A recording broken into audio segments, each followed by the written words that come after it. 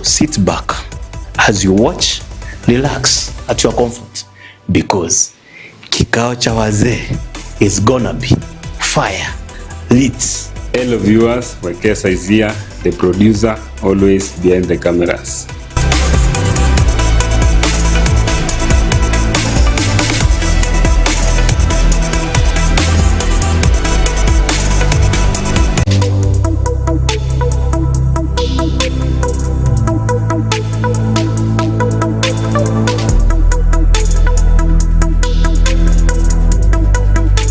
Hey there, ladies and gentlemen, this is Caleb Modesto, my name, but Musyoki is always my dad. This is Top Prime Media Breakfast Show, but the voice is going to be airing Monday to Friday, 8 a.m. to 10 a.m. on Top Prime Media, and hizi ni habari za Top Prime Media saa moja kamili with me Caleb Musyoki. Let's be on Monday to Friday. Thank you so much, Caleb Musyoki. And for Straight Talk Show, I'll be your host, Faith Wamboy, every Monday to Friday from 10 a.m. to 12 p.m. And now I pass the mic. Hey there, my people. This is Faith Masita Drive Show every Monday to Friday from 2 to 4 p.m. See you there. And now I pass the mic. Hello everyone, Dana Ndulo is my name. Let's meet every day from Monday to Friday at 1 p.m. and 4 p.m. Let's get more news in Kenya and across the world. Let me pass the mic to... Hello our good viewers, my name is Gerard Chalo. Kipindi ni Mikiki ya Sport ndani ya TPM Viwanjani kila siku ya Jumamosi. Tupatane mtazamaji, kwa heri ya kuonana. Hello guys. Hey my good people, welcome back. This is Top Prime Media, and I hope you've been having a very good and wonderful weekend. Welcome back to this Drive Show by Faith Masita, and today I'm not just alone. I have a friend of mine here, a guest. Let her introduce herself, aambie anaitwa nani, what she does, and then we continue. Hi, my name is Teresia Karanja. I'm a nurse by profession. Yeah. Yes. Teresia Karanja. She's a nurse. And by the way, we're so blessed today to have a nurse in the room, because anytime unaweza toka tu hapo nje ukasikia mguu imevunjika ama ukasikia mwili haiko sawa, she's here with us. Yeah. So Teresia. Yeah. How have you been? How was your weekend? My weekend has been great. Now when it comes to healthcare workers, we don't have a weekend. We don't have a holiday. We don't have anything. But mine was good. I was at work. You know, I just mentioned something that you health workers amnanga holiday. Yeah. And then there's no big difference kati ya nyinyi na journalists. You just have to work. The only day you rest is the day you die. That's when you that is rest. When you rest. That is when you're like, oh, wacha nipumzike. Yeah. But how is nursing? Imekuwa ikikupeleka aje? Nataka nianze penye nilisomea. The career. There's a lot to say about nursing. I will say nursing is a calling. Mm-hmm. Actually, being in a medical field is a calling. Mm-hmm. Because you will have your worst days, you'll have the best days. Mm-hmm. So to me, I feel like nursing is part of my life. Yes, it is. It is part of it is part of my life. There's a time I was not working, and I felt like I can't do another job. You know, with this system of ours, when you grow, you're told go to school, get a job, get a monthly salary. Yeah. You know, most of us, we have grown like that. So when I started working and then afterwards I lost my job, uko hapo uko home hakuna kitu unafanya, so I was contemplating nitaenda kufanya kwingine. How will you start?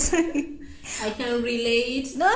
Mm-hmm. But now it made me appreciate nursing. That's why I'm saying nursing is part of me right now. It's what I do. I just love it. It's more of taking care of people. It's more of understanding people.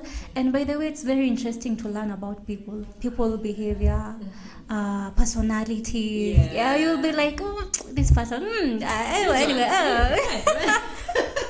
So it's part of my job. Yeah, I love it. I love nursing. Oh, that's so nice. Thank you for informing me and our viewers there that you are a nurse. Yeah. So just in case they need your attention, they'll have to look for you. Yes, you'll find me at Kefla Medical Hospital Yeah. in Kitengela, Moiga. You're all welcome. Wow, that's so nice. Sasa, Terry, you know today is a Monday. Yeah. By the way, let me ask you a question. Okay. When ikifikanga Sunday, inaenda kuelekea Monday, how do you feel? How is the feeling now, you know? It was on Friday. Now that kwanza for you healthcares. Now it is on Friday. Umefunga job, let's say you work from 9 to 5. I work from 8 to 8. 8 to. Yes. Oh my God. I work from 8 to 8. 8 to 8 p.m. That is a straight shift. And now you see, there's this Friday. You'll go back home, and then useme Saturday, kesho, resting, I'm gonna sleep. And then now after sleeping, Sunday is here. And you know Sunday inakuanga imekimbia. How do you time inakimbianga aje? And then now Monday is here. Which is today now. How was your feeling yesterday? My feeling yesterday. Now that today will be Monday, maybe you ulilala late, ulilala mapema, considering Monday inafika in some minutes. So how was the feeling yesterday? The feeling yesterday was good, and I was also sad because Monday, it's just a few hours away. Monday, so. I'm going back to work on Monday. Can you imagine it was yesterday? Ilikuwa saa ngapi by that siku iko imeisha. Ilikuwa tu saa 10 hivi. Then I'm like, oh my God, tomorrow I have to wake up again. It's hectic. It's very hectic, especially Monday. For me, I don't want to have a lot of clients on Monday because I'm already tired. Tired from the weekend. Yeah, my mind is rebooting. I was there on Saturday. I was working on Saturday. Maybe I had a very critical ill patient, and there's a lot of things that I need to do. And then now on Sunday, I have to, like, if it's laundry, if it's seeing friends, if it's taking care of my hair, maintenance day. For girls, we have and then on Monday, it's so bulk, you know. It's very bulk. And then Monday, I'm coming to work, and let me just say, we have very crazy patients out here, and I'm not saying it in a bad way, but we meet crazy people. So there's someone who is here very, very sick, and mentally unstable, and they are not even giving you the grace and the patience to, money is hectic to everyone. So today we want to talk about on how money moves Monday. You know, now that it is a Monday. Alafu upate uko na kakitu, alafu pia upate hauna kakitu. Na ni Monday. You know, acha elezea peke yake. Okay, not only si yeye peke yake, hata mimi at some point. Wapata Monday inafika, I am tired as hell.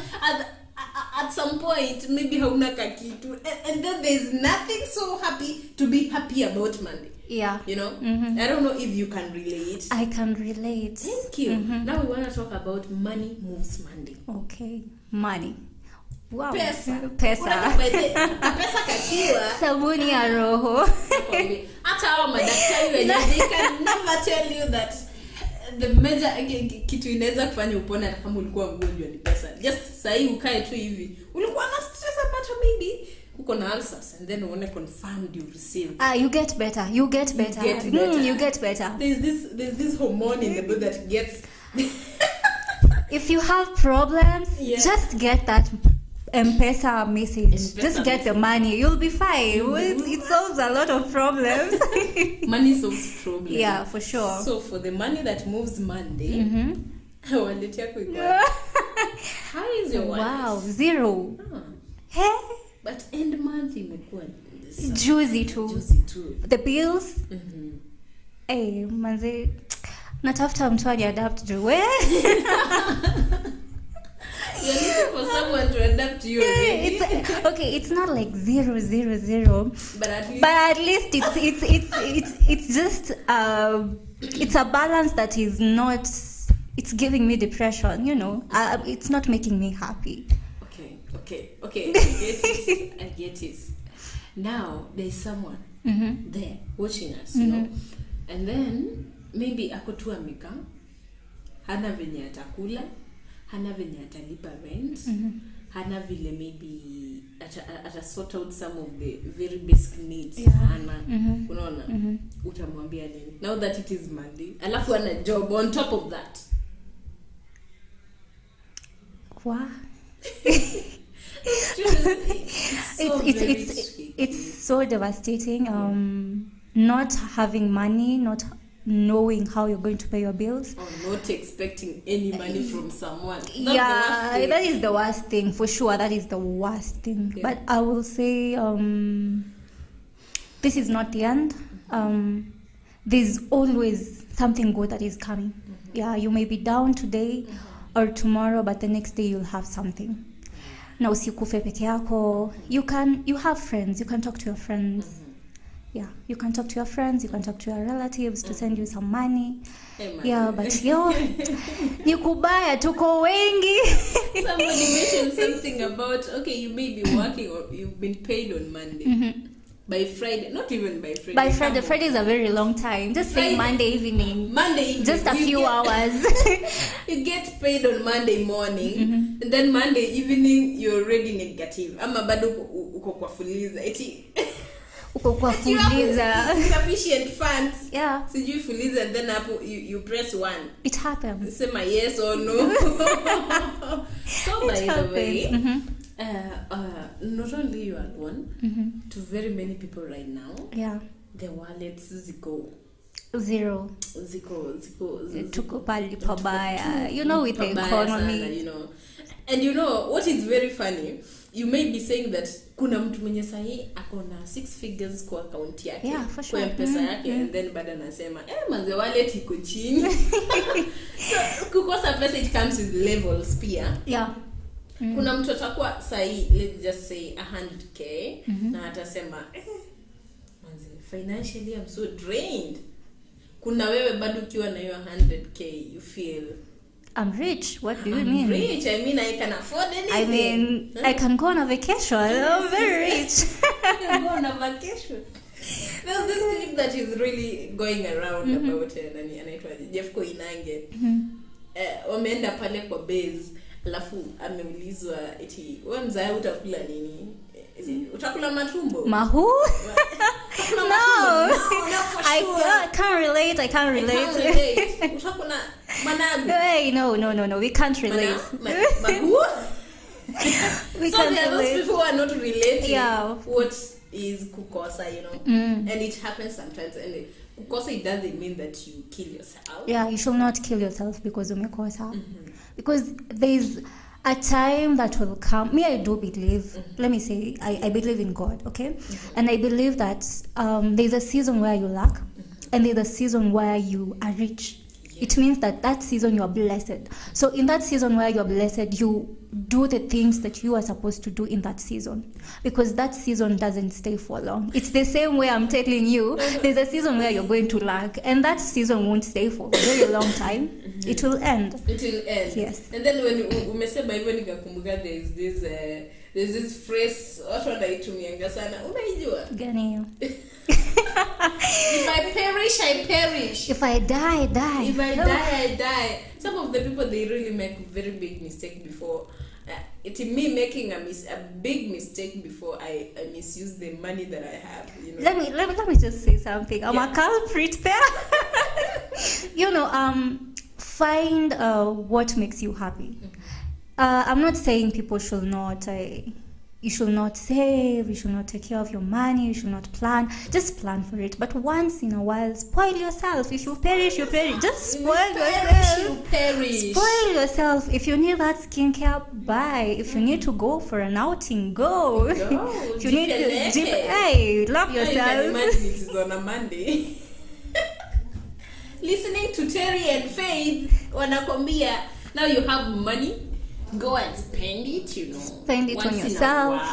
Spend it on your girlfriend. Spend it on your boyfriend. But fear men, just spend the money. Punchline. Just spend the money. Spend it on your boyfriend, Oh, your partners must, but you should fear men. Just fear men. Yeah. Fear men. Do not spend. Just fear both The genders. only man you can spend on that man is your dad. Yeah, that Maybe is your father brother. and your brother. Yeah, ama your son if you have. Yes. Yeah, please. For them, do it. Do it for them. Alafu Terry, Okay. I just I need us to discuss something now that Monday moves Monday. In this the whole day, you know, you'll be umekuwa job tangu asubuhi hadi jioni. And then you try to look at your finances. Are you surviving or are you managing, you know? I'm surviving. And then, you know, maybe you could let us know the difference between surviving and managing, because they kind of seem like the same thing, but it's not the same thing, you know. So surviving is basically you living off. Do we call it hand to mouth? Yes. Hand to mouth. There is no savings. You have bills to pay. After the end month, you're suffering.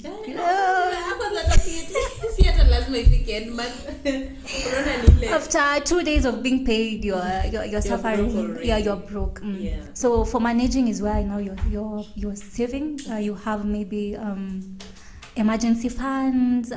You're like things are moving. Yeah. You're not from hand to mouth, but you have like kind of investments where you know even if you're not paid today, you can use you can get money somewhere else. Get money, yeah. Yeah. So for me, I'll say right now, I'm surviving. Yeah, you're surviving. You're not managing. Hey, I'm not money. Hey. And managing sometimes in a kwangori, because okay, you know, at some point you maybe you've been paid a salary, and then you try to look at your bills, you try to sort every bill, yet you still remain negative, and then you cannot save. Yeah. You don't have emergency fund. Nasikia your friend anakuambia, you know, right now Faith, you should be having an emergency. Ni ile pesa ya uguzi. Ni ukweli. Imagine ni ukweli. You could have uguzi, and you're like, oh my god, sasa ni gani yenye sitakuwa naguza juu hata sina. Hakuna. That's why you know, okay, sometimes it depends with the kind of bills that you have to pay. Yeah. If it is March, there are certain types of bills that you're supposed to pay in March or in February. So I will say it's you can manage at the same time, you can still survive, but mostly we are surviving. Because if we talk about emergency fund, you're supposed to have a health fund there, just in case you get sick. You know, there's that money, but how many people you fail? Do you have a health fund, an emergency fund somewhere? I can explain. But by the way, having an emergency fund somewhere is the best thing to do. Yeah, it is. So now that you've said you're surviving. Me, I'm surviving. What? Now there is that person who is neither surviving nor managing. You some categorize wapi. You know, surviving is next to being broke, so I don't have. Where will we put? Actually, surviving is you're just broke. You're just broke. You're waiting for the next salary. Just sit here like this is mankai. Kwani bossy end month haifiki.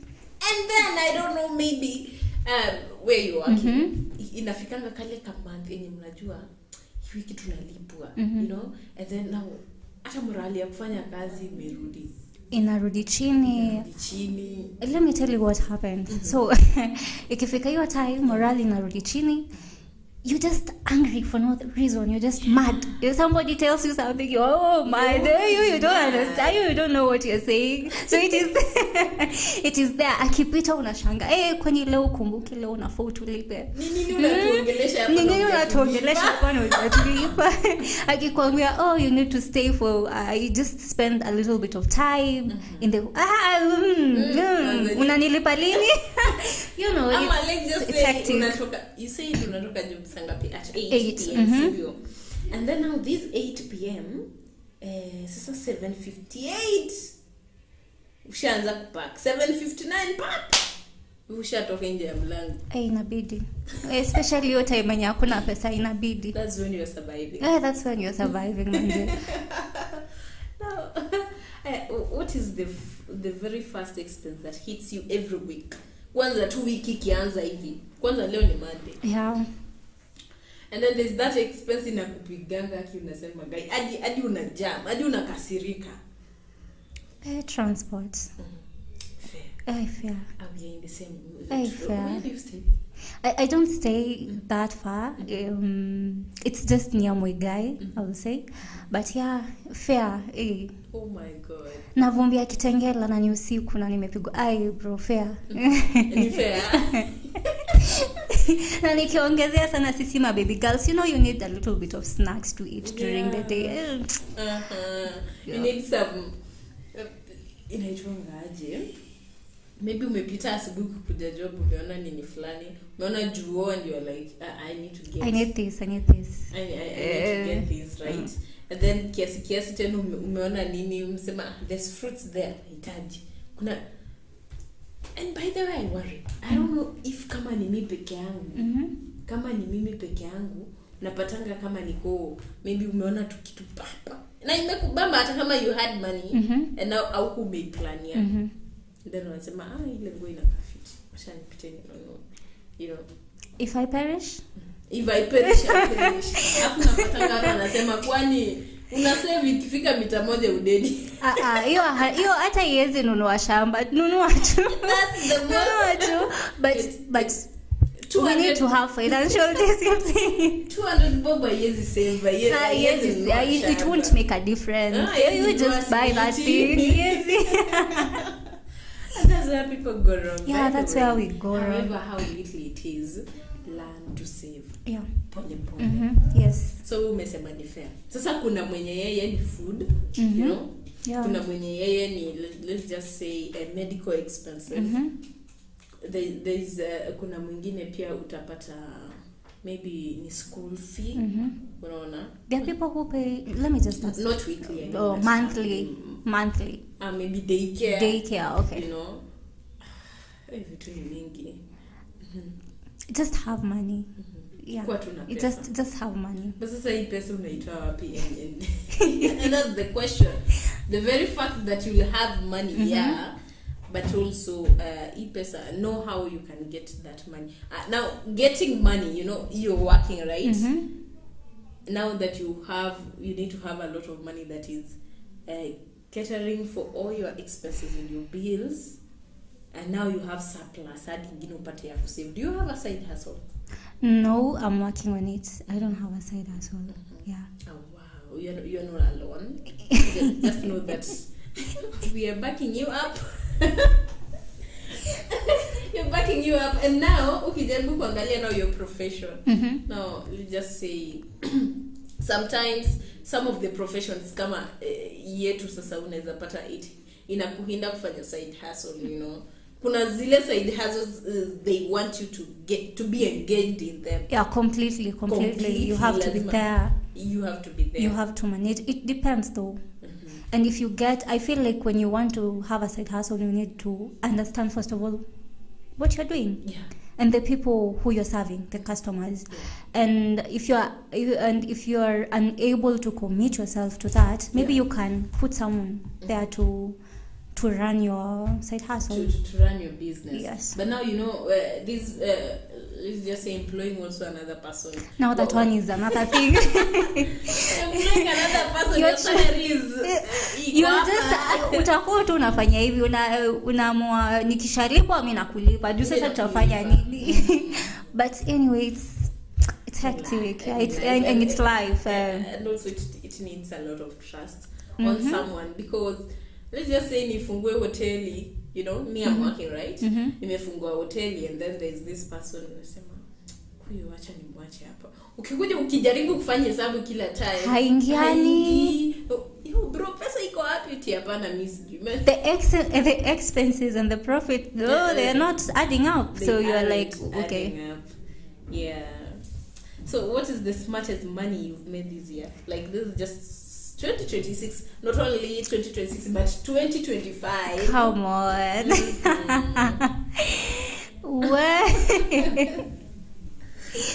Oh, the smartest money. Wow. Hey, niko pabaya. Yeah. Vile amesema kupambana. The way she has Tell you wondering who is this person. But I can say close to 50-60 there. 50-60 Yeah. this year. This year, yes. Oh wow. That one is You gotta show me your ways, you know. Manze, just take care of people. I'm joining you very soon. Just become a nurse, but yeah, I can say that. Okay, we go and follow your steps. Tukue nasi ndio tuunde hii do. Ni ngumu.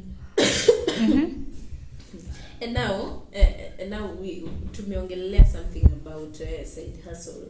Na tukijaribu kuona utapata kuna sasa yule mtu anafanya job as from 9 to 5. Alafu pia akona biashara. How is it sometimes work for them, you know? And or for you. Let's just say, for example, you had a business and then you are employed, you're working from 9 to 5 and then you're gonna be a share. How could you have managed the situation? Kwanza with your career being a nurse. I think first of all, I will if it was me like in that kind of a situation, I would have really appreciated myself and respected myself more, because I do believe if you are working at the same time you are running a side hustle, you're a powerhouse, because it really needs a lot of discipline, energy. You need a lot of planning. You just don't wake up and you move your things. And so if there's someone out there who is doing that kind of thing, surely Manze, I respect you. Yeah, it's tough. Hats off. Yeah, it's tough. It's so tough.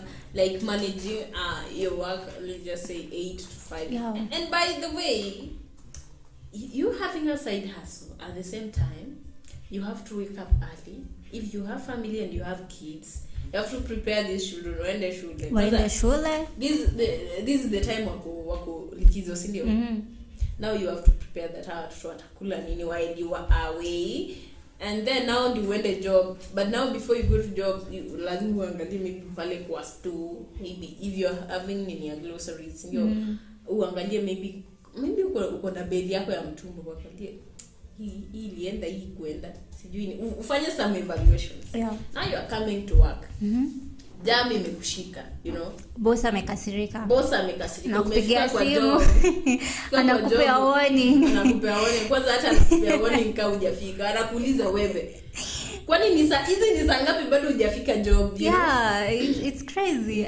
And then the customer that you are serving, they don't have patience with you. They just talk to you the way they want, because they feel like they do deserve the services. And they feel that you'll be letting them down. Yes. So you have to be patient enough to listen to someone, to understand. I mean, it comes with a lot of things. Even working from, you've said 9 to 5, the 9 to 5 job, especially where you are fully serving people. It's a work where you're giving services to people.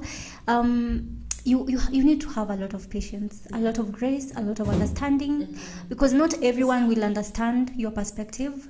Not everyone will come there and will be patient enough to wait for you to serve them.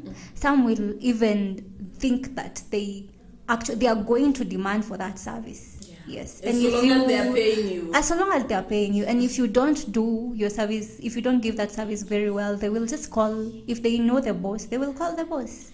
It has happened. This nurse of yours here is very responsible. Yeah, it does. No, it has happened several times to me. You get a patient, he came earlier on, you get an emergency, maybe it's a baby convulsing, and the patient was stable enough. The patient who came earlier on, patient A is stable. Patient B is a baby who is convulsing. So and I'm alone in the facility, what will I do? I'll go for patient B because mtoto ana convulse. Now patient A relative ananza, you where I came here early, what are you telling me? Why am I being delayed? Let me call your boss. It has really happened, and now You get used to it. You just have to get used to it. Sometimes you need to, you just understand those patients, and you're like, okay, you just call him. After you're done, then we will continue with we'll just continue, because what are you going to do? So if there's someone who is doing the work, plus again going to the side hustle, I respect them totally. I just respect them. It's not easy. Now if you were to choose both a 9 to 5 role and your own biashara, your own side hustle, what will you go for? Wow, since I'm a nurse, I will go to something that is related to medicine. Yeah, maybe a pharmacy. Yeah. Or supplying medical equipment. I think that is the best. Imagine that is the best for me. for you, right? For me, yeah. And then now in this case, you're in a case where you don't have a job yet. Maybe have you been licensed? Yeah. I'm licensed. Wow. And now let's just say you're in that period in hauna license. And then now when you go to other clinical facilities or any, and then you cannot work without license. Yeah, as a nurse you can't work without a license. Now in that period, see, you've been there and now you need money. You're staying in a place where you're paying rent, you have bills to pay.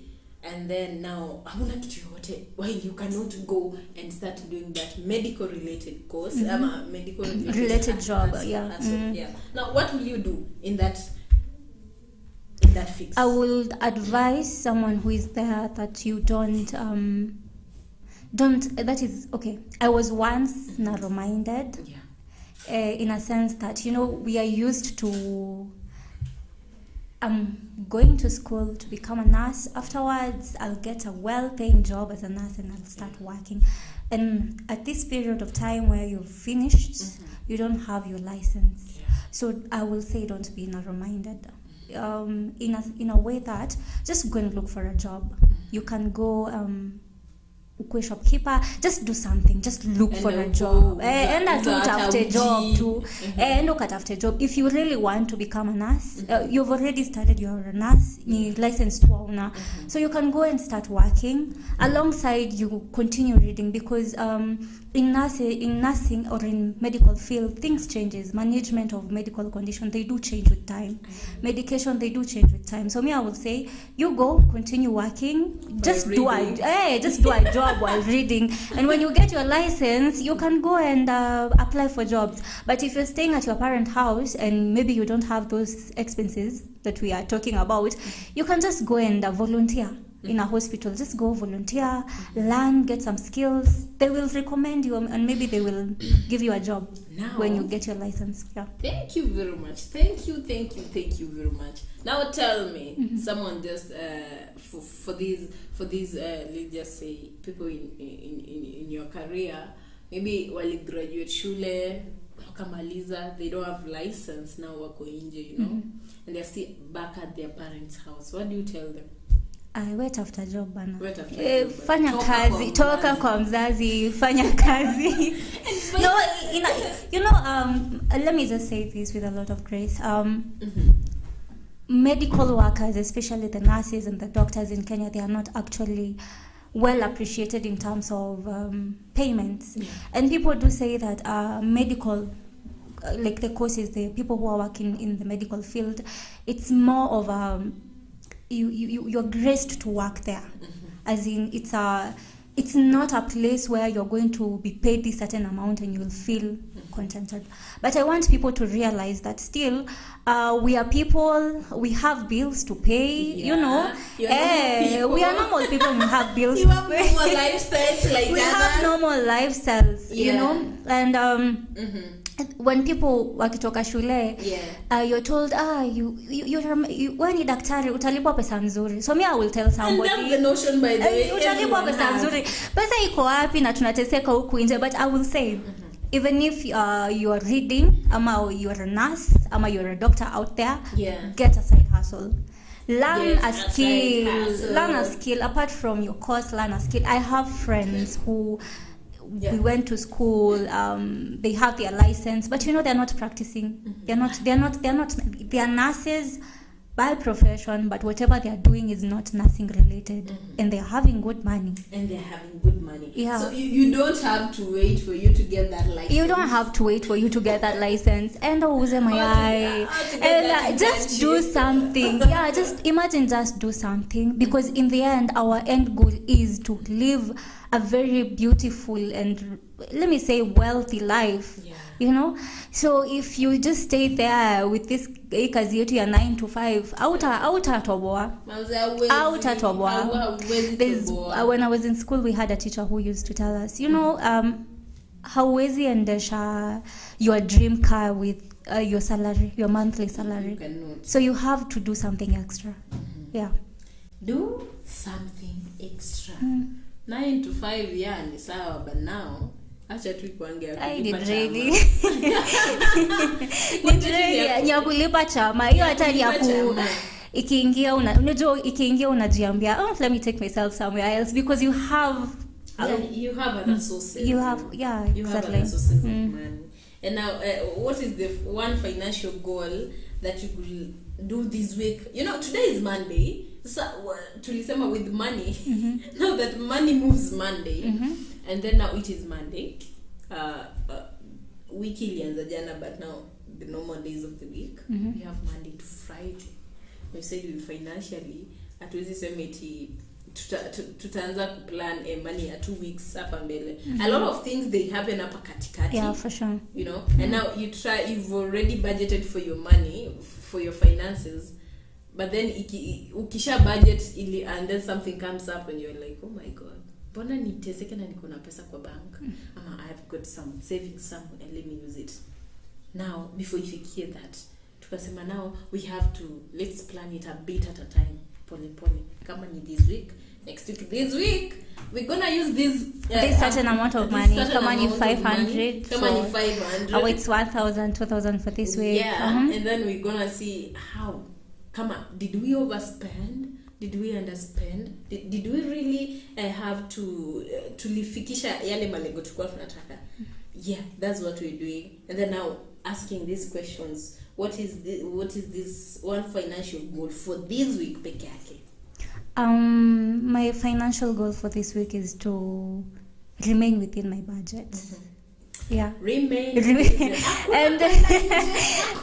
if I can really do it, even just reduce my spending a little bit, you know, just to save an extra coin. So I was listening to this podcast. It's called it's a Kikuyu podcast, Murata podcast. I don't know if you have heard about it, but they were by Auntie Jemima. They were talking about there's an app. I don't know. It's called Money. I have it. Something Money. Let me just check on it. Okay, just check on it. And then let's see. Money Manager. It's called Money Manager. Yeah. So it's an app where it can help you to track your expenses. You can just put it per week. You say per week I'm spending 2K or 1,000 depending on your budget, and then you just write whenever you do a transaction, you can just write it down. I feel like if you ask me, I think this year I'm working on financial discipline. So for me, it feels like you're doing the nitty-gritty work that you have. If I'm buying maybe an airtime, I have to write it down, because at the end of the day, I have to know where is this money going. I want to be accountable. I want to know I was supposed to spend 2,000. So what did I do with this 2,000 in this week? Yeah. Did I overspend? Did I buy things that I really don't need? Because we need priorities. We need to have priorities. And then, by the way, okay, let me ask you this question.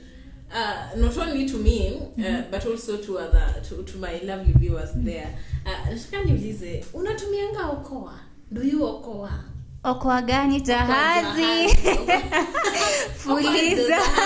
Name them. Kuna Okoa Jahazi, kuna Fuliza, kuna Mshwari, and then now most especially Okoa Jahazi. Do you use unaokoanga by the way? Hapo kwa Okoa Jahazi tuko wengi. Kwanza kuna Okoa Chap Chap, you know. There's Okoa Jahazi and Fuliza. I think me I use the two. Kama kuna kitu naogopa wacha tu niseme ukweli ni deni. You know. Even the Mshwari, I don't know if they call people. They have never even given me. Hata kupiga besti yako, hello, nimekuwa nitumie pesa. I really fear deni, you know? You can just be walking outside there and somebody will say, "Well, kuna deni yangu." So it has really made me, like I said, this year I'm working on financial discipline. I've been listening to Phil, Vusi, they talk about finances, and I feel like it's high time us as youths, people, the small people who we are working here and there, we need to really understand what finances is, because when we are in school we're not taught about finances. Yeah, when you become an adult, that's when you learn that I need to take care of my money. Ukiwa shule uko zile za mama nitumie pesa kwanza, hata unadanganya hata inafaa tuende trip fulani, hata na wanahitaji 5k, hata tunaenda sijui wapi, because you actually don't understand where this money is coming from. You see your dad goes to work and come back and you're like, "Dad, nitumie 2k." And imagine our parents used to send, and by the way they used to send maybe akukula. Now it is you not eating. You know, at some point I was really nilikuwa najiuliza itafika time I'll be a parent, hata kwanza bado hata before nikuwe parent, you know.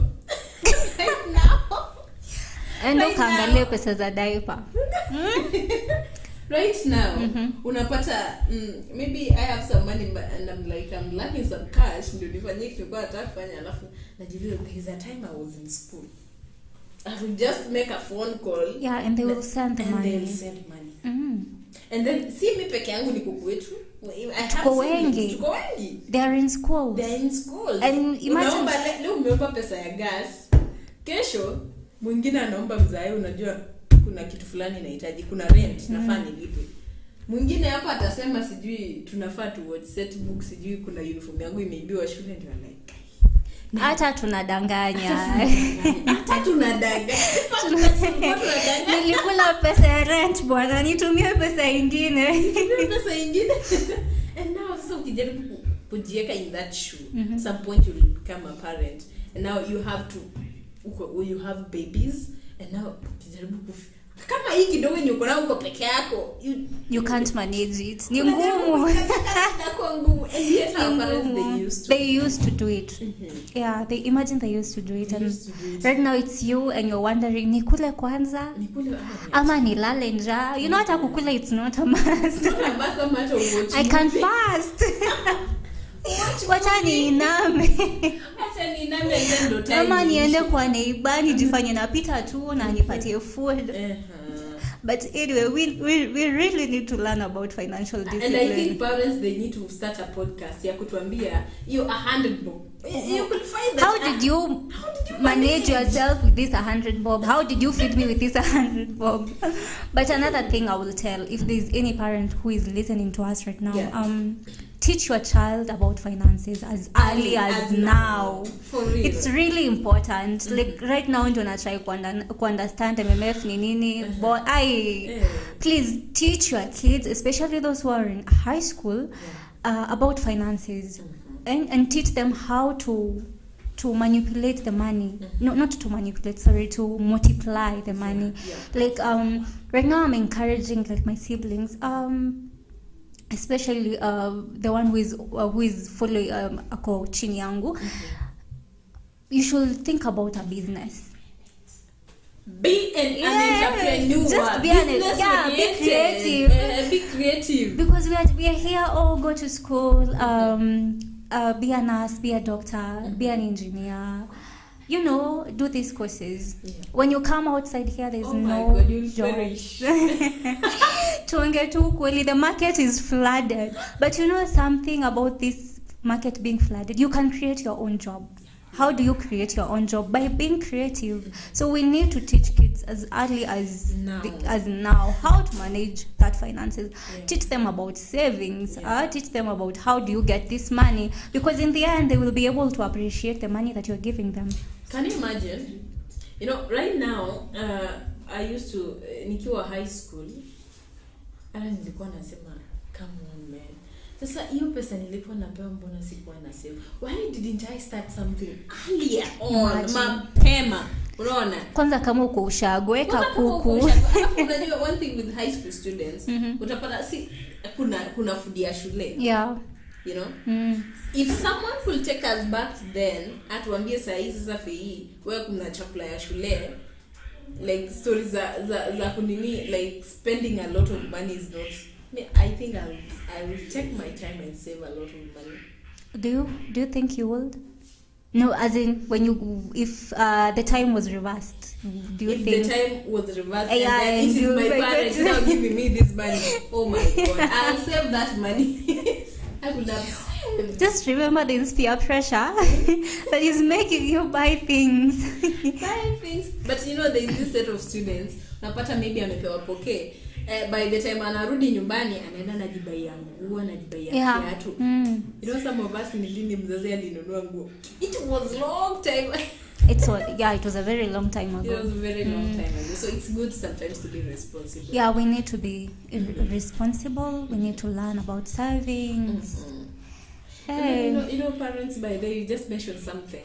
Parents, educate your children on how to save money and also to start businesses. You know, if they're not able to start businesses, pia ina depend where they say, like kama sasa kama uko ushago ama you have a land, unaona wanaweza kuku, you know, just something small, and hata mtoto atakuwa anajua hii kuku inafai kule. And we are not talking about the toddlers and the teenagers, somebody who is like 16 17 there, when you understand what the value of, just teach them about the value of money and what they can do with that money. But our watoto wadogo, you can also teach them about savings. Unamwekea si peremende tu peke yake, mweke. Afterwards you can give them the money and then you take them to buy something that they want. But you see, you have taught them about saving. I think this is something that we need to instill it to small to babies and everyone. They'll be knowing. Say we are struggling, guys. Struggling. And then I was there is this time, and then there's this lady who was saying, you know, for me, seriously, I cannot try and bring a child to this economy right now. Kwanza economy. But it is true. I support that. Okay, let me tell you something that has really made me think about financial discipline. When it comes to healthcare, you know, when you get sick, you need medication. And in Kenya right now, the accessing healthcare is very expensive. Yeah. So imagine you're there, or you're a pregnant woman, you're there. Yeah. Maybe your husband is ayuko mwenye mtoto alikata mimba. Yeah. Ama amekubali mimba, aliingia nyasini ama amekubali hiyo mimba. Yeah. It's either the two, sindio? Yeah. Where we up as a girl, did you have finances? Maybe you don't even have the finances. Maybe you don't have pesa kidogo. Umeenda kuzaa. And now paying that bill becomes very difficult. Now that venye walitoanga linda mama. Yes. Paying that bill has become difficult. And I can tell you something. You know, Sisi, we are on very different levels. Kuna mtu mwenye akona insurance, akona Britam, akona Jubilee, na kuna mwenye hana kabisa. So imagine wewe uko hapo mwenye hauna, you're pregnant, umeenda kuzaa, bill imekuja 25k. Even you getting that 25k is very hard for you. It is very hard. Sasa wewe unataka kuniambia utaenda tena upate mtoto mwingine shwali. Ni sawa tunataka kuzalisha, but lakini manze, before you bring that baby to this world, hey, think about it. Just make sure you have that extra cash. Mtu asikudanganye eti mtoto anakuja na sahani gani? Atakuja na awache sahani kwa tumbo. But kids, they are a blessing, but at the same time, tafadhali ensure your pockets are full before you bring a kid. It's tough. Hata mimi I support. Umeangalia pesa za diaper, hata tuachane na diapers. Always. You know what? Let's do this. Let's go for a very quick short break and then we come back just to wrap it up. You know? And then call it a Monday. Now that money moves money. See you then. Here's Elvis Mugambi. Kikao cha wazee is my name. each and every Wednesday, time 8 p.m. We will be rolling the society issues. What are we at? What are we wazee? So sit back as you watch, relax at your comfort, because kikao cha wazee is gonna be fire lit. Hello viewers, Wekesa is here, the producer, always behind the cameras.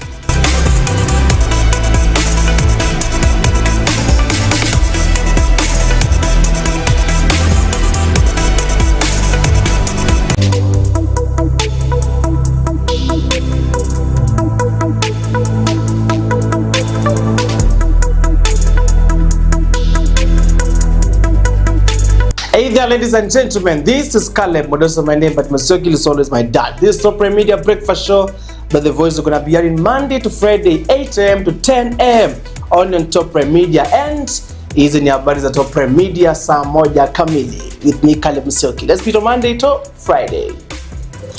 Thank you so much, Caleb Mosioki. And for Straight Talk Show, I'll be your host, Faith Wamboy, every Monday to Friday from 10 a.m. to 12 p.m. And now I pass the mic.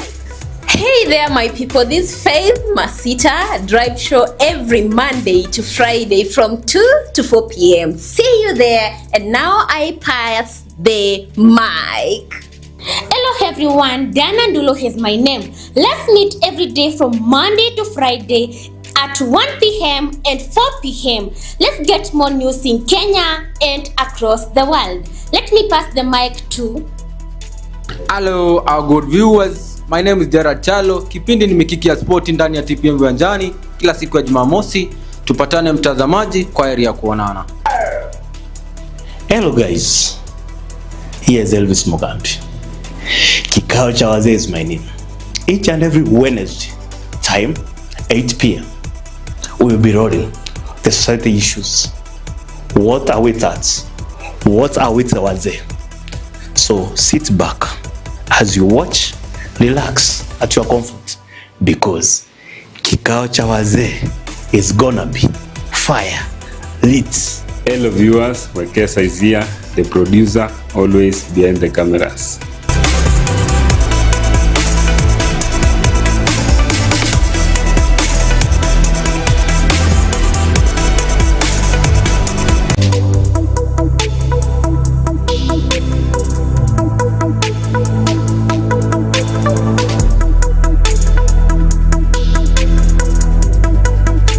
Hey there, ladies and gentlemen, this is Caleb Modoso, my name, but Masioki is always my dad. This is Top Prime Media Breakfast Show, but the voice is going to be hearing Monday to Friday, 8 a.m. to 10 a.m. on Top Prime Media, and hizi ni habari za Top Prime Media saa moja kamili with me Caleb Masioki. Let's be on Monday to Friday. Thank you so much, Caleb Mosioki. And for Straight Talk Show, I'll be your host, Faith Wamboy, every Monday to Friday from 10 a.m. to 12 p.m. And now I pass the mic. Hey there, my people. This is Faith Masita drive show every Monday to Friday from 2 to 4 p.m. See you there. And now I pass the mic. Hello everyone, Dana Ndulo is my name. Let's meet every day from Monday to Friday at 1 p.m. and 4 p.m. Let's get more news in Kenya and across the world. Let me pass the mic to... Hello our good viewers, my name is Gerard Chalo. Kipindi ni Mikiki ya Spoti ndani ya TPM Viwanjani kila siku ya Jumamosi. Tupatane mtazamaji, kwa heri ya kuonana. Hello guys, here's Elvis Mugambi. Kikao cha wazee is my name. Each and every Wednesday, time 8 p.m. We will be rolling the society issues. What are we at? What are we wazee? So sit back as you watch, relax at your comfort, because kikao cha wazee is gonna be fire lit. Hello viewers, Wekesa is here, the producer, always behind the cameras.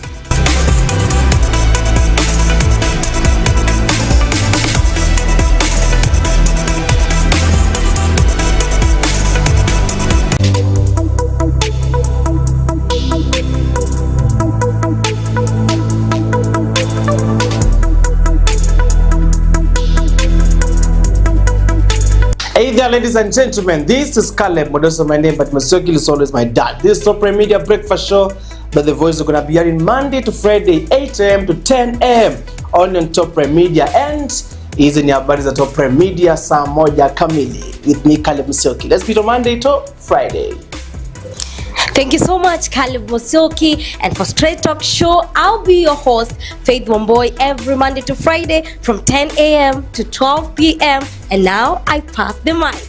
Hey there, my people. This is Faith Masita drive show every Monday to Friday from 2 to 4 p.m. See you there. And now I pass the mic.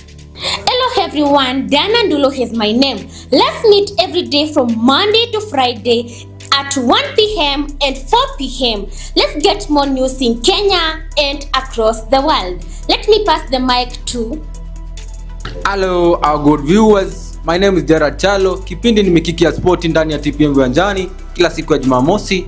Tupatane mtazamaji, kwa heri ya kuonana. Hello guys, here's Elvis Mugambi. Kikao cha wazee is my name. Each and every Wednesday, time 8 p.m. we will be rolling the society issues. What are we at? What are we to wazee? So sit back as you watch, relax at your comfort, because Kikao cha wazee is gonna be fire lit. Hello viewers, Wekesa is here, the producer, always behind the cameras.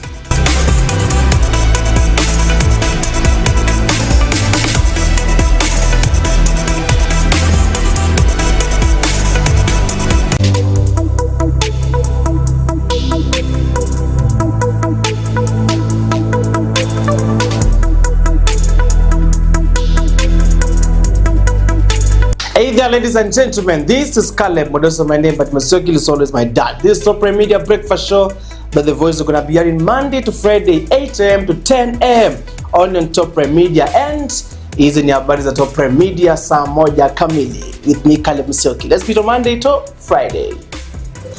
Thank you so much, Caleb Musyoki. And for Straight Talk Show, I'll be your host, Faith Wamboy, every Monday to Friday from 10 a.m. to 12 p.m. And now I pass the mic. Hey there, my people. This is Faith Masita drive show every Monday to Friday from 2 to 4 p.m. See you there. And now I pass the mic. Hello everyone, Dana Ndulo is my name. Let's meet every day from Monday to Friday at 1 p.m. and 4 p.m.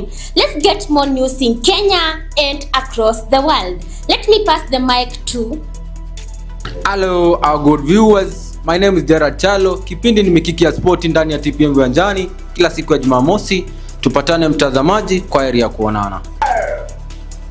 Hello guys, here's Elvis Mugambi. Kikao cha wazee is my name. Each and every Wednesday, time 8 p.m.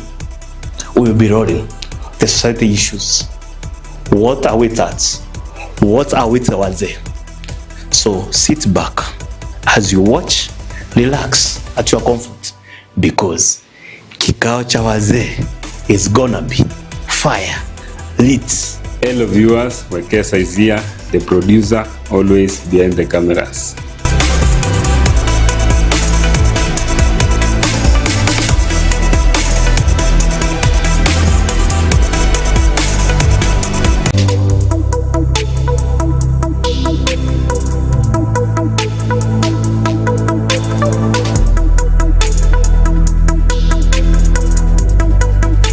Hey there, ladies and gentlemen, this is Caleb Modoso, my name, but Musyoki is always my dad. This is Top Prime Media Breakfast Show that the voice is going to be hearing Monday to Friday, 8 a.m. to 10 a.m. on Top Prime Media, and hizi ni habari za Top Prime Media saa moja kamili with me Caleb Musyoki. Let's be on Monday to Friday.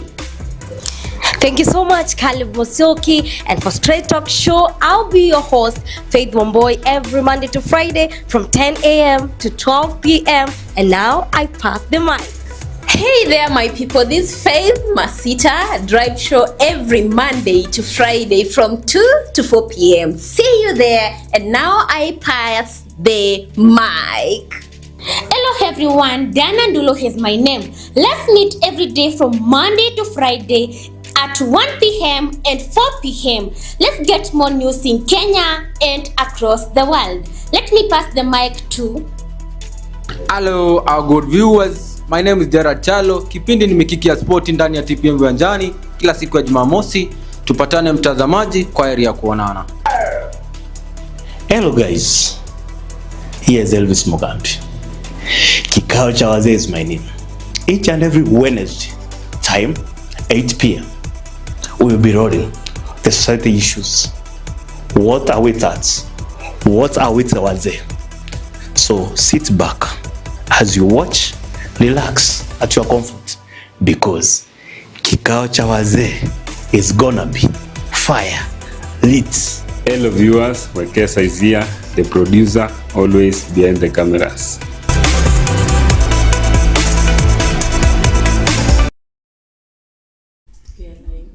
Hey my good people, here we are again. Tukwa tumeenda break kiasi, tumepata maji. And my guest here, she's really smiling. I don't know what is funny about Monday. Unajua watu wanasemanga Monday, una smile? Just have to smile. What is funny about Monday morning you're smiling? I don't know if where you work, you've seen these colleagues when anaingianga kwa job. Kama unapata amenuna. It happens, and it's normal. Imagine, it's very normal just to find someone. It's a Monday morning and they are frowning.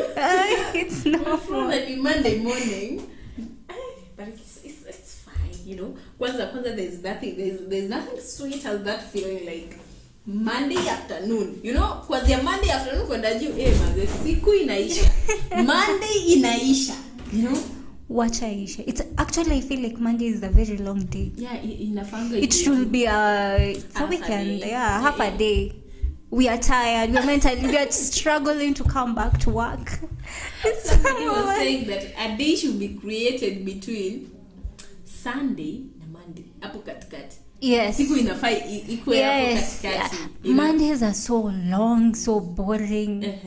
And it even gets worse when you get it depends on where somebody works. If you get something that really need your urgent attention, because even your brain is not working, you don't even remember the simple task that you are supposed to do.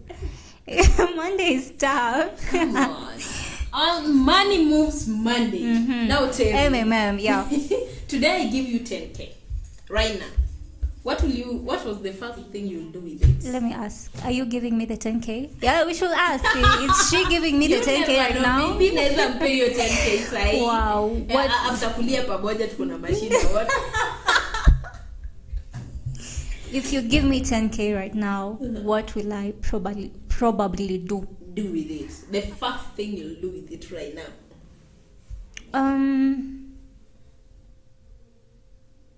I will save it. Yeah. You just take all of yeah, I'll just take the 10K and put it. Yes. So you don't have needs. You don't.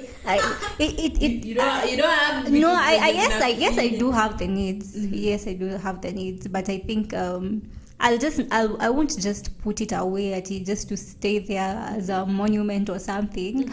As I've told you, I really do want to start a side hustle, so it's part of the funding. I'll just take the money and put it away.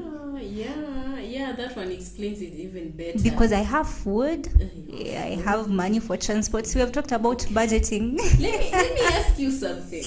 Yeah. How do you unachukua pesa sasa? You have money, and then now unachukua hii ni ya transport peke yake umeiweka huko.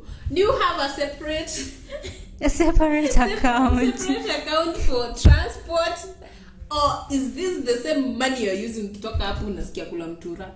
Kutoka hapo unasikia kula smocha. So how do you do it?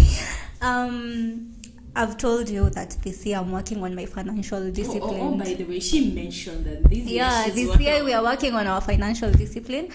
And I was basically motivated by this Phil was had an episode with Njogush and also Vusi. Vusi tembe kwa yes. Hey, that's a very wewe ni follower wa huyo jamaa. Imagine siwe peke yako. Even okay for me mtu alifanya niweze kufollow huyo jamaa. he's my friend. And then he was like, Faith, you need to know something about finances. I'm like, since last year I've been telling myself that I really need to learn about finances. You know why? Because I do believe that we are at this point. It depends on what you want in life, but I think everybody wants to be wealthy. Who wants to be poor? And you know, you need to have financial discipline to get there. If you want to start a side hustle and you're working, you really need to learn how to manage your salary to a point that it will be a capital for the side hustle that you really want. And I like what I've been recently following. I think anaitwa Jambi Fever from ako Instagram.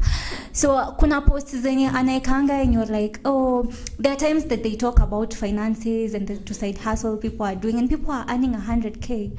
So I became very interested in learning about money.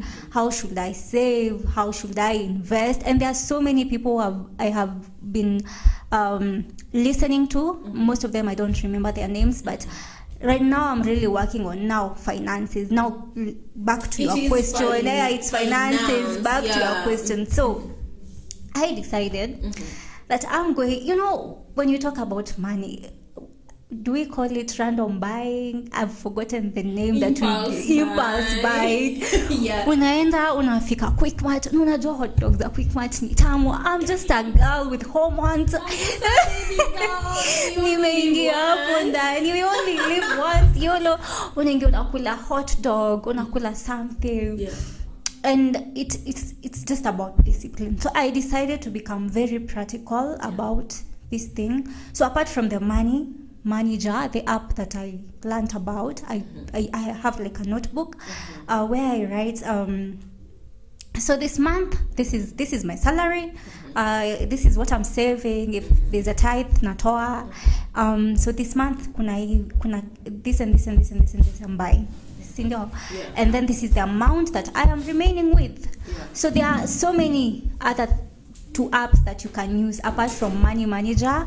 You can use Chums. I learned about Chums from Murugi Muni, and also from a friend of mine. Yes. So I was introduced to Chums. So kama ni pesa za transport unaweka hapo, unaweza a goal, you can have a goal, like you say by this for the next 3 months I'll be saving this certain amount of money because I need this. Kama ni transport, hakuna haja ya kuweka penye uta need transaction cost kukatwa. Unaweza weka kwa M-Shwari yako. See, there's an account kwa M-Shwari, you can put your money there, ama kama KCB. So you know your transport, unasema it's 100 bob per day. This is what I'm going to use, 100 bob for transport. And you ensure that you use that 100 bob for transport. Imagine, it's hard, but it's all about discipline. It is hard, but it's all about discipline. And make sure you have a cheat day, please. Have a cheat day where you can do the impulse buying. You say, like, this 100 bob I'll buy for myself, something that makes me happy. Yeah. And now, one last question, and then we end it up because I see time is run on our side. Okay. And then, what is something you pretend that you can afford, but clearly you actually can't at the moment? Now, based on the financial, now that you say you're working on financial discipline this year, maybe there is that one thing you want, but you just say, you know, you pretend you can afford it at the moment, but you really can't. Okay, Sama, pretend, what do you like? To what extent? You know, pretense has levels. We have levels. Okay, when I say about pretending, is it pretending by lifestyle? As in not lifestyle. Let's just say if you want to purchase, maybe umeenda pale Quickmart ama umeenda nini, you want to easy stories za electronics. You're a lady. I know kwa nyumba yako you want it to look very aesthetic, posh, beautiful, the lightings and everything. And then you see, nafani screen kwa hii nyumba. Kuna vile hii nyumba sipendi venye inakaa. Hii nyumba ikai ya msichana. But now you are working on a very tight budget and financial discipline this year. See it, una hiyo pesa. You have that. I have that money, but I can't put it there. It's not a priority. Thank you. Now, what is that one thing that I really want to? Oh my God. You really want to But now, But my finances and my life choices don't allow that. I will say, no, this one is very crazy. no, tell us. We also have crazy. I will. Okay, now one fun fact: I haven't moved out from my parents' house. Oh my god. Now I'm singing judge. I pussy talk. Just stay there. But you see, Stay there. Do not move. a lot of people have told me not to stay. Just stay there. Wewe unatoka uende wapi na venye economy ni mbaya. But I really want to.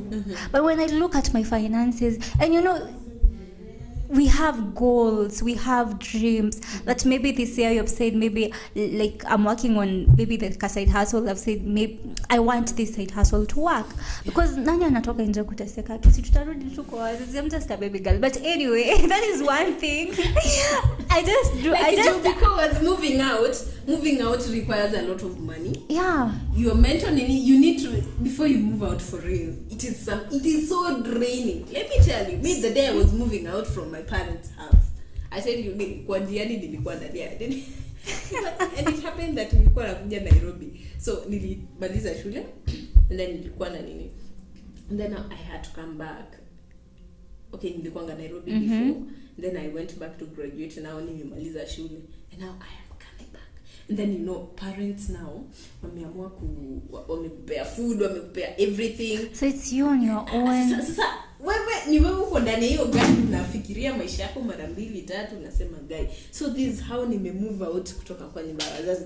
At the same time ukijaribu kuangalia unaangalia unapata pesa uko nazo. Now whatever you want, azingiani. And I feel like that's where I am right now. I really want to, and I know that it is the kind of a house that I want. I've even gone to see those bed sitters and everything.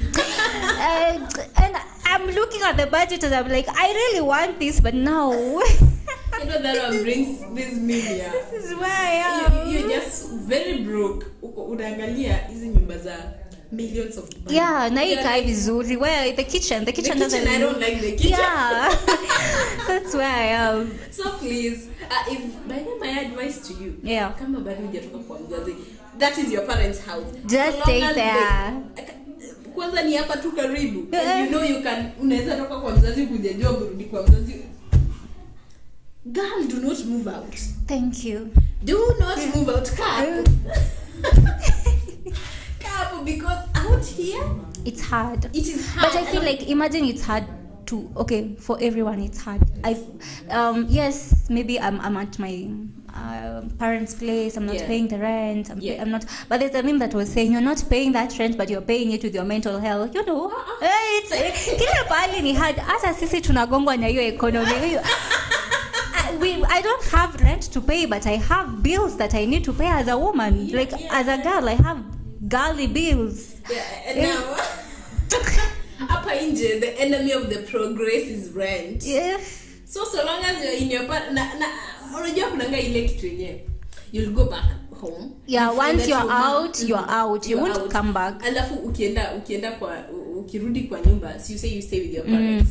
Mom had already planned utakula nini supper, like breakfast nini ndo utakula. Now that is another thing. Everything. I don't have to think about what I'm going to cook. Oh Yeah, my God, you that know. is really stressful. So when my friends are telling me, you know, mimi hata sijui tena si kula niko, guys, I can't relate. But I really want to have that experience because I believe there's a level of maturity and Yeah, growth that that comes comes with with that, it. and there's a level of discipline that comes with it. You I know, tell you. yeah. Maisha inakuweka hivi. Unanyoroka. Unanyoroka hivi.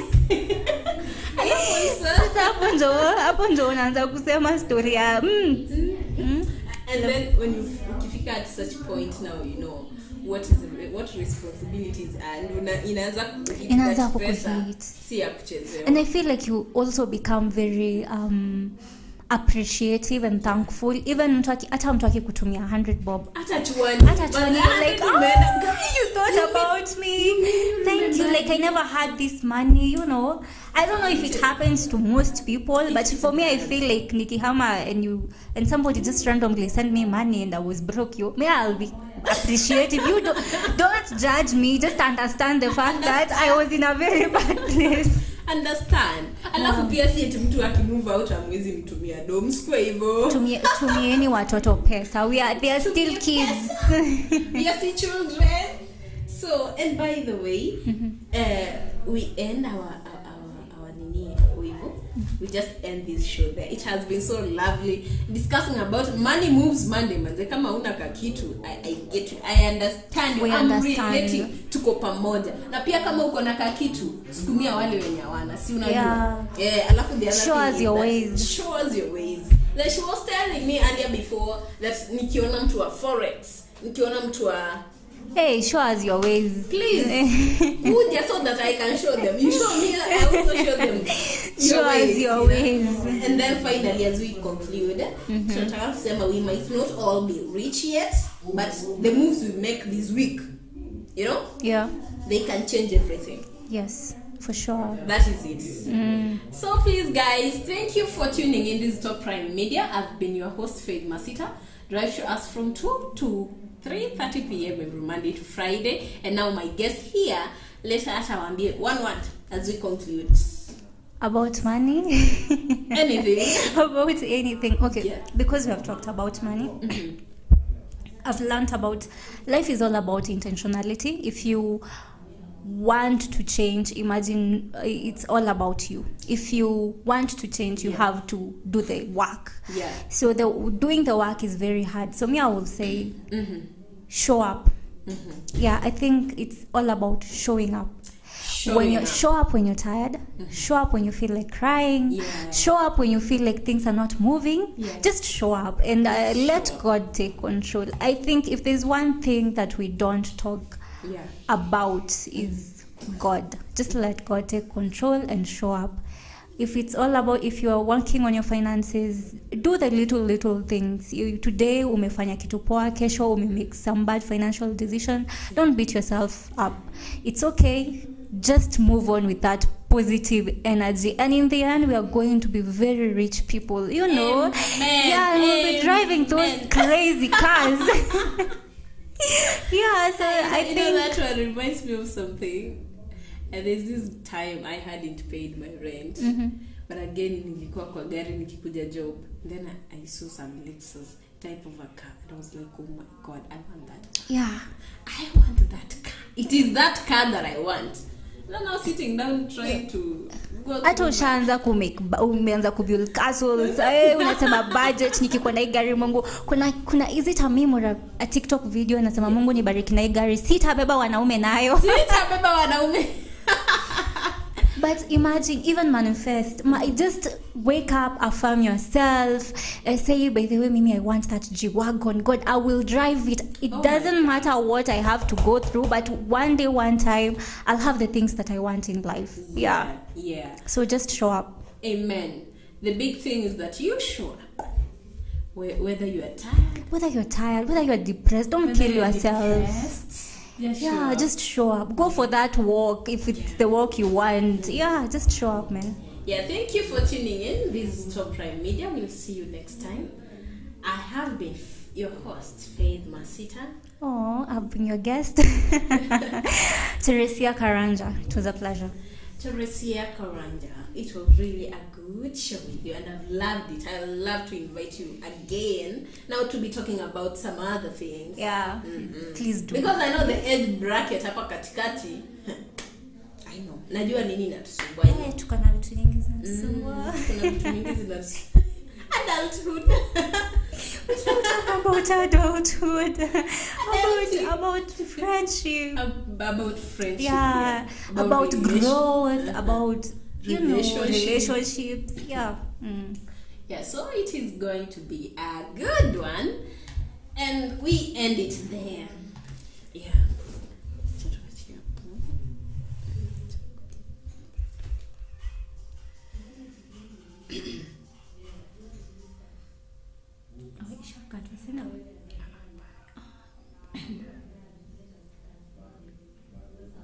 It was fun.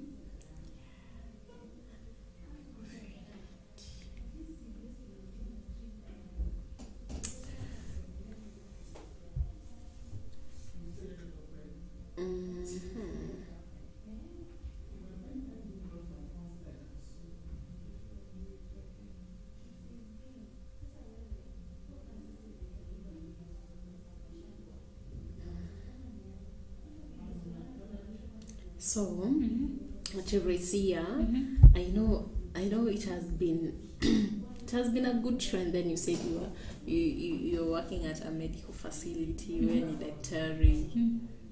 How has it been? How long have you? I've worked for, I think, 2025, I think 2 years now. Yeah, I can say 2 years. That's nice. That's nice.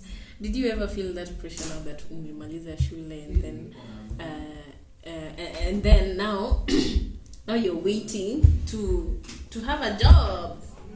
Did I feel okay? The fun fact about me getting a job is when I was in college, I used to do a lot of volunteer. So the person who I'm working for, we met in college. I knew him. We met while I was in college. So alikuwa ananitia kama ni, if we are having, government have these campaigns. So we met in one of those campaigns, and then he told me, you can come to my facility and you start volunteering. So basically, through my nursing journey, he's a doctor. I have grown with him. So he taught me everything. And there's one thing, when you finish school, you don't appreciate where you are.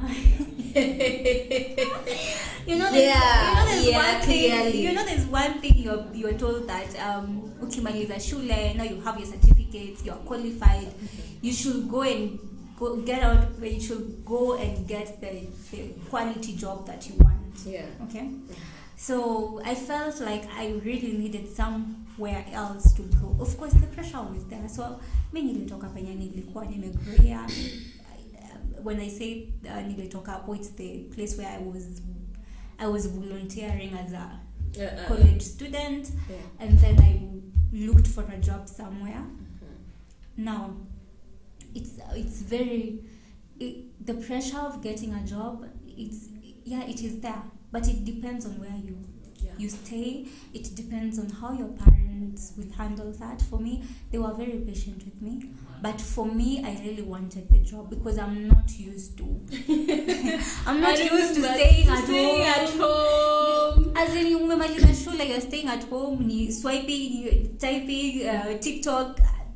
For me, I felt like I'm doing a very big disservice to myself. I need to be somewhere. I need to be doing something. Yeah, great. I need to work. And I got a job. I went and I worked for, I think, a few months, and then there are other places which are very toxic. So nikaacha. Jamani, bado niko kwa mzazi, mimi mnanisumbua yani. Bado niliwacha. But actually, and then now afterwards, it's when I appreciated now my previous boss. Yeah.